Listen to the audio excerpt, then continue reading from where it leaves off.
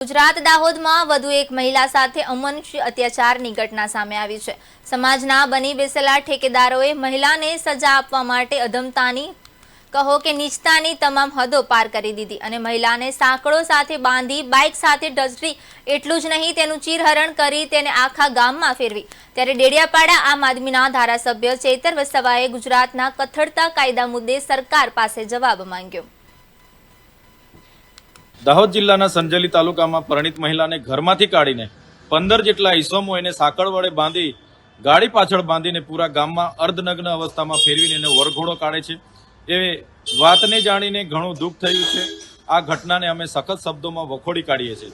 સાથે સાથે અમે એટલા દુઃખી થયા છે કે આટલા મોટા ગામમાં મહિલાઓ પણ હશે, વડીલો પણ હશે અને પદાધિકારીઓ પણ હશે, છતાં આવું ઘીનોનું કૃત્ય કરનાર લોકોને એમણે રોક્યા કેમ નથી, એ સવાલ ઉપસ્થિત થાય છે।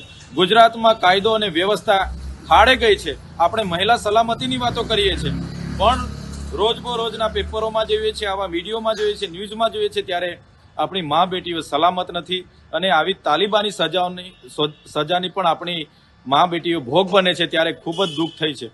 ત્યારે અમે સરકારશ્રીને કહેવા માંગીએ છીએ, આ ઘટનામાં જે પણ લોકો સંકળાયેલા હોય એની તટસ્થ તપાસ કરવામાં આવે અને એ ઘટનામાં જે પણ જવાબદારો હશે એના પર કાયદેસરની કાર્યવાહી કરીને ફાસ્ટ-ટ્રેક કોર્ટમાં એક કેસ ચલાવીને એવો કડક દાખલો બેસાડવામાં આવે કે આવી માનસિકતા ધરાવનારા લોકો ફરી કોઈ આવું કૃત્ય ના કરે। એ